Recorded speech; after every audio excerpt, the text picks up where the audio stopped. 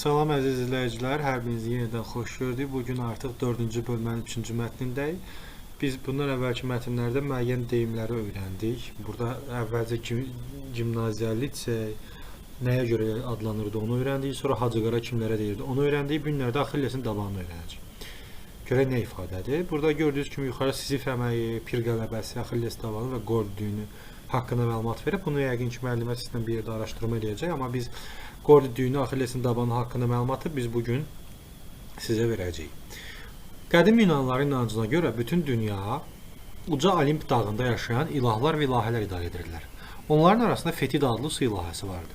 Fetidanın oğlunun adı Axilles idi. Bu uşağın atası adi insan olduğundan Axilles də insan sayılırdı. Lakin o uşaqlıqdan gücünə və qamətinə görə hamıdan seçilirdi. Fetida oğlunun ilahlar kimi ölümsüz olmasını istəyirdi. Ona görə də hələ körpə ikən yeraltı səltənətdən keçən çayın sularına salmışdı. Bu çayın suyu bədənin hansı hissəsinə dəyərdisə, oraya heç bir qılınc və ox təsir etməzdi. Axilles böyüyüb ən cəsur Yunan qəhrəmanlarından biri oldu. Troya müharibəsində şücaəti ona bütün Yunanistan'da adsad qazandırdı. Yunanlar ilə Troyalılar müharibəsi 10 il davam etdi. Troya ordusu başında cəsur Hektor dururdu. Yunanlılarda isə ən güclü sərkərdə Axilles sayılırdı. Hamı Axillesdən qorxur, onunla üz-üzə gəlməkdən çəkinirdi. Döyüşlərin birində Hektor Axillesin yaxın dostunu qətlə yetirdi. Bundan qəzəblənən Axilles silahlanıb Hektora təkbədə döyüşəcək və onu məğlub etdi. Hektorun ölümündən sonra onun qardaşı Paris intiqam hissi alışıb yanır, Axillesdən qisas almaq üçün fürsət axtarırdı. Döyüş zamanı Paris yayını çəkib Axillesin dabanından nişan. O bilirdi ki, Axillesin bədənini istənilən ölümcül yaraya davam gətirə bilər. Təkcə dabanından başqa. Buna görə də Paris oxunu düz Axillesin dabanına yönəltdi. Beləliklə Axilles aldığı yaradan həlak oldu. Məhz bu rəvayət əsasında Axillesin dabanı ifadəsi meydana gəlib. Bu ifadə indi də bir çox xalqların dilində işlənir. Gəlin, cümlədə fərqləndirilmiş sözləri söz boğçasındakı ifadələrə uyğunlaşdırın. Boy buxun, görək söz boğçasında bizə nə vermişdi uşaqlar? İnanc, qamət, qisas. Boy buxun qamət olacaq. Qamət. Uşaqlar, bunun ölçüsünü biraz balacalaşdırırım və düşünürəm ki, siz üçün bundan sonra düz yazacağım, sərkəli yazacağım. İntiqam, qisas. Qisas. Etiqad, inanc. İnanc. Sizcə, nə üçün Paris Axillesin məhz dabanını nişan almışdı? Mətnin məzmununa və illüstrasiyaya əsasən, çünki o bilirdi ki, burada yazayım. O bilirdi ki, onun dabanı suya batmayıb. Və ox ona yalnız tabanından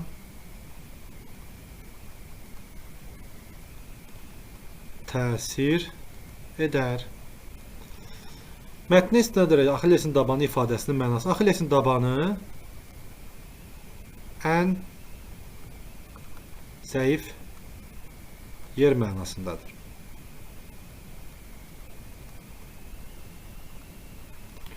Növbəti sualımız bizim.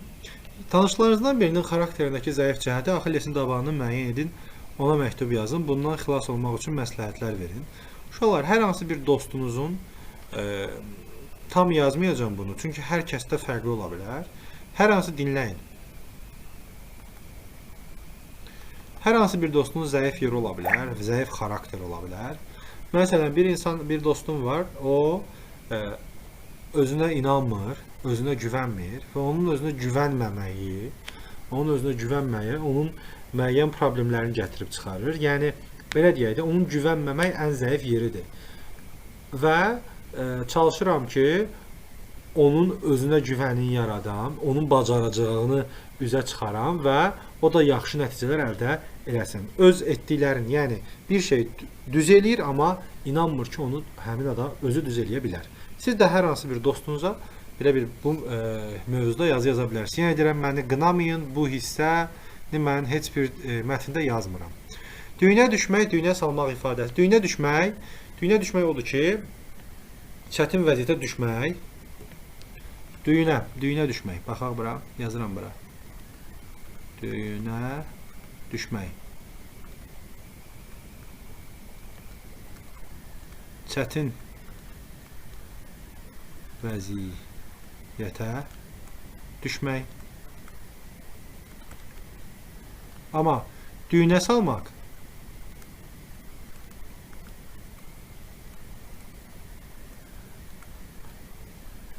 olacaq çətinləşdirmək.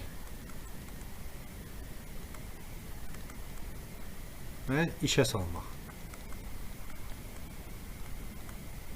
Gəlin aşağıdakı mətnə qulaq asaq, yəni oxuyaq. Deyiləndə görə Yunanıstan şəhərlərinin birinin hakimi yerinə varis qoymadan vəfat eləyir. Yəni burada həm də baxın, bəlkə dinləmə mətnimiz olar bizim uşaqlar. Dinləmə mətni üçün baxım görün varmı belə Bala Telefon teatr postu bir günü xəlifə. Deməli, Oracle deyir ki, bunun altına xətt çəkək lazım olacaq. Şəhərə araba ilə daxil olan ilk şəxs hökmdar olacaq. Elə bu vaxt Gorda adlı bir kəndli öz arabasında şəhər darvazalarına içəri girir və cəmaət onu hökmdar taxtına oturdur. Taleyinə təşəkkür əlaməti olaraq Gorda arabasını hündür bir sütuna bağlayır. Kəndli də dinləyir ki, heç kim bu düyünü aça bilmir. Oracle bunu belə yazır ki, kim bu düyünü açsa, bütün Asiyana hakim olacaq. Əsrlər keçir. Bir gün Makedoniyalı İskəndər həmin şəhərə gəlir. Üstünə bağlanan arabanı görən sərkərdə yerli adamlardan bu nədir deyə soruşurlar. Yerlilər Gorda düyünün tarixçəsini və Oracle'un yozmasını danışırlar. Bunu eşidən İskəndər qılıncını çıxarıb bir zərbə düyünü kəsir və deyir, Oracle haqlı idi. Bundan sonra İskəndər yürüşlərini davam edərək doğrudan da bütün Asiyanın hakimi olur. Sizcə verilmiş izah söz boğçasındakı hansı söz aiddir? Qədim Yunanıstan gələcək barədə xəbər verən şəxs Oracle. Mətnə əsasən Gordi düyünü və Gordi düyününü kəsmək. Gordi düyünü hər hansı bir çətinə düşməkdir. Düşmək və yuxarıda gördüyünüz kimi burada belə bir şey yazmışdı. Düyünə düşmək, düyünə salmaq. Baxın, daha sonra aşağıdakı mətni oxuyun. Baxın, burada deyir ki, çətinə düşməkdir. Belə deyir ki, çətin vəziyyətdən çıxmaq.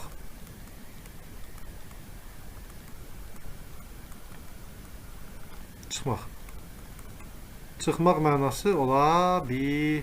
Çıxmaq mənasında ola bilər. Araşdırma və təqdimat. Bu nə deməkdir uşaqlar? Pir qələbəsi. Bunu Pir qələbəsi, Avgi tövləsi, Sizif əməyi, Damokl qılıncı. Bunlar sizin araşdırmağınıza aiddir və bildiyiniz kimi təqdimat eləməlisiniz. Bunu internetdə Pir qələbəsi nəyə deyilir? Yazacağıq. Avgi tövləsi nədir? Sizif əməyi və Damokl. Gəlin birinci yazayım bunu. Pir qələbəsi nədir? Pir qələbəsi nədir? Baxın, Pir qələbəsi nədir yazanda gördüyünüz kimi Wikipediyada ilk məlumat çıxır uşaqlar. İlk məlumatda siz artıq Pir qələbəsi nəyə deyilir? Bunun haqqında bir məlumat almış olacaqsınız. Mən bu məlumatı sizə verirəm. Siz digərində özünüz oxuyarsınız. Növbəti Sizif əməyi. Sizif əməyi nə deməkdir? Sizif əməyi deyirdi uşaqlar. Baxın. Sizif əməyi. Sizif baxaq. Burada da sizə düzdür tam mənasını deyir, amma Sizif əməyi haqqında uşaq bilik portalında məlumat var. Bu məlumatda seçim bura yerləşdirirəm. Sizif əməyini də buradan öyrənərsiniz. Skrin edib baxa bilərsiniz. Növbəti sualımız gəlir. Avgi tövləsi. Avgi tövləsi. Mən bunu dilini dəyişim ki buradan. Görürsünüz uşaq bilik portalında demək olar bu da var. Baxın. Avgi tövləsi haqqında da sizə məlumat verib. Bunu da buradan oxuyarsınız. Bir dənə də var Damokl qılıncı. Burada. Damokl qılıncı. Azərbaycanca yazmadım. Damokl qılıncı haqqında da burada sizə məlumat verdim artıq. Bunu da öyrənmiş olarsınız. Damokl qılıncı nə deməkdir? Və bunları öyrənərsiniz. müəllimimizə təqdimat eləyərsiniz, artıq o müəllimin, yəni sizin təqdimatınıza görə sizə bal verəcək. Keçirik dinləmə. Bir günlük xəlifə mətnini burada dinləyirik.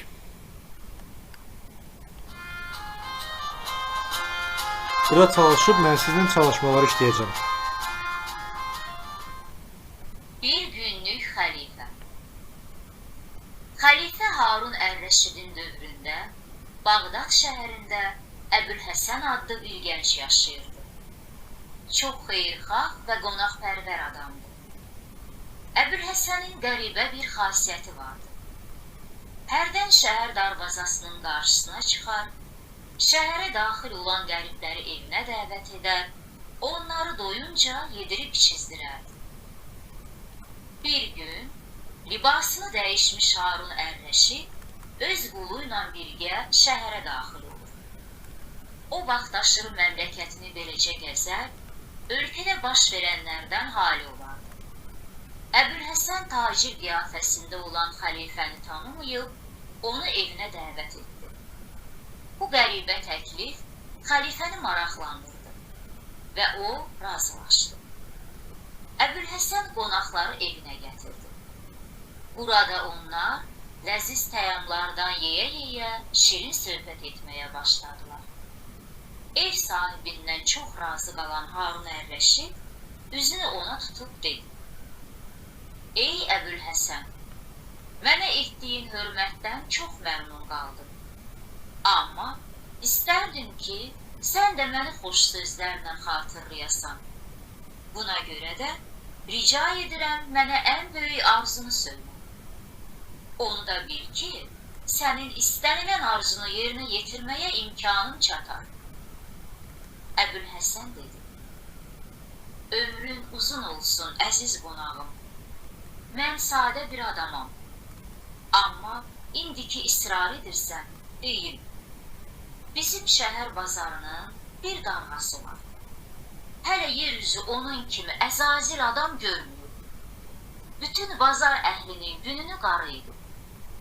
Bax, mən də Allahdan bircə şey istəyirəm. Bircə gün Harun Ər-Rəşidin yerinə xəlifə olaydım. O darğanı tutdurub, 100 şallah vurdurardım ki, ağlı başına gəlsin." Bunu eşidən Harun Ər-Rəşid gizlicə Əbülhəsənin badəsinə yuxu dərmanı tökdü. Ev sahibi badədən bir qurtum içən kimi dərin yuxuya getdi. Xəlifənin əmri ilə onu saraya apardılar. Sarayda xəlifə hamını çağırıb əhvalatı danışdı və tapşırdı: "Sabah səhərdən özünüzü elə aparmalısınız ki, güya bu gənc Harun Ər-Rəşid." Səhər oğlan yuxudan oyanıb özünü sarayda, şahanə bir yataqda görüb mat qaldı. Elə bildi ki, hələ də yatır, yuxu görür. Amma ətrafdakı adamların, nökərlərin, kənizlərin ona "Ey qiblə-i aləm" deyə müraciət etdiyini eşidəndə fikirləşdi ki, Allah onun arzusunu eşidib. O, doğrudan da xəlifədir. Səhər yeməyindən sonra baş vəzir içəri girib Əbülhəsənin qarşısında təzim etdi. "Ey qiblə-i aləm, vəzirlər, vəkillər, əyanlar divanxanada toplaşıb sənin təşrif buyurmağını gözləyirlər." Əbülhəsən divanxanaya daxil olub, əsl xəlifə kimi şikayətlərə baxmağa, hökmlər çıxarmağa başladı. Sonra şəhər valisinə əmr etdi ki, darğanı tutub cəmaata zülm etdiyinə görə 100 şallah vurdursun. Bütün bu müddət ərzində Harun Ər-Rəşid gizlicə Əbülhəsənə göz qoydu. Artıq tamaşaya son qoymaq vaxtı idi. Xəlifənin əmri ilə yenə də Əbülhəsənin badəsinə yuxu dərmanı töküb yatırtdılar və öz evinə apardılar. Səhər yuxudan öz yatağında oyanan oğlan başına gələnlərin yuxu olduğunu düşündü. Olduqca mən burada çalışmaları yazdım sizə. Uşaqlar, 2 çalışma var idi. 4 sual yazdım siz üçün. Artı sualları siz yaza bilərsiniz. Bir günlük xəlifə o deməkdir ki, bir günlük başqa vəzifəni yerinə yetirmək, bir günlük deməli, bir günlük başqa vəzifəni yerinə yetirmək bir günlük xəlifə deməkdir. Sonra mövzusunda esse yazın. Mən direktor olsaydım, uşaqlar, direktor olsaydınız neyini yerdiniz? Bu ən asan yazıdır, özünüz bilirsiniz. Mən yazıları yazmıram. Yazını özünüz yazmalısınız. İnternetten tapa bilərsiniz, kömək də ala bilərsiniz, ChatGPT-dən də istifadə edə bilərsiniz. Öz fikrinizdə, amma mən yazı hissələrini yazmıram. Növbəti sözlərin sətirdən sətrə keçirilməsi. Nöqtələrin yerinə uyğun gələn sözlər yazmaqla cümlələri tamamlayın. Tələffüz zamanı sözün asanlıqla bölünən hissəsinə heca deyilir. Sözlərdəki hecaların sayı saitlərin sayına bərabərdir. Bir saitdən ibarət hecanı sətrin sonuna saxlamaq və ya yeni sətrə keçirmək olmaz. Sətirdən sətrə keçirməsi mümkün olmayan sözləri müəyyən edin. Baxın, bu olmaz. Çünki sait tək qalır. Arzu, bu olar. Azad, bu olmaz. Çünki sait tək qalır. Bədii, sait tək qalır. Olmaz. Güllü, bu olar. Əzəmət, bu da olmaz. Çünki sətrin əvvəlində tək qalacaq. Ona görə biz onu keçirə bilmərik. Sətirdən sətrə keçirmək üçün hecalara səhv ayrılmış sözləri müəyyən edin. Səhv ayrılıb. Sətirdən sətrə keçirmək olmaz. Tək sait sətrin sonunda və ya əvvəlində qala bilməz. Bu düz ayrılıb. Tək sait heç vaxt sətrin əvvəlində qala bilməz. Ədəb, iyyat olmalıdır. Tərbiyə, bu doğrudur. Tələffüz, bu da doğrudur. Əməl olmaz. Çünki tək sait və ya tək heca sətrin əvvəlində və ya sonunda ayrı qala bilməz. Mürəkkəb sözlərin hissələri ayrılıqda hecalara bölünür və sətir. Baxın, kör oğlu, yarım ada. Yəni biz bu yan kör oğlu olmaz. Birinci sözü bölürük, sonra sözdəki hecaları bölürük. Görürsünüz, hissələri ayrı-ayrı hecalarına bölünür və sətirdən sətrə keçirilir. Mürəkkəb sözləri seçin və sətirdən sətrə keçirmək üçün hecaları ayırın. Baxın, mürəkkəb sözlər, bu düzdür, soyad, Məmməd Əli, böyürtkən bu sadə sözdür, günorta, yeraltı, gözuc, əlvan, van sözü yoxdur dilimizdə, 10 illik, zəhmətkeş düzəltmədir, vətənpərvər düzəltmədir.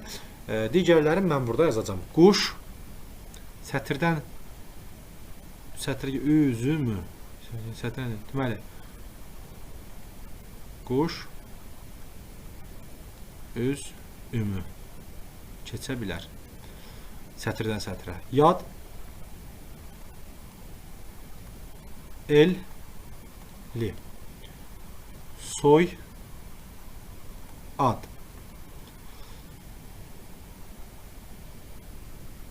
Məmməd Əli. Sətirdən sətrə belə keçə bilər. Sonra gün, orta. Gün, orta keçə bilər. Sonra yer altı. Yer altı. Göz ucu. 10 illik. Dağ üstü. Göz altı. Qaydalarla nümunələri uyğunlaşdırın. Baxaq. Rəqəmlə yazılan sayılara artırılan şəkilçilər sətirdən sətirə keçirilmir. Bu yəqin ki 1. Rəqəmlə yazılan miqdar sayının yanındakı ixtisar yeni sətrə keçirmək olmaz. 2. Adların bir hərfindən ibarət qısalmalarını sətrin sonunda saxlamaq olmaz. Uşaqlar, düzgün edir. Olmaz. Belə yazılmalıdır. 3. Bir saitdən ibarət hecanı sətrin sonunda saxlamaq olmaz. Bu da 4. Yəni bunlar yanlışdır. Bunlar uyğun olmalıdır. Bu sözlərə aiddir. Növbəti mətnimiz artıq bizim Bəssam Zınqırovu kim asacaq mətnidir. Onu da növbəti izahlarda Görüşərik, hələlik.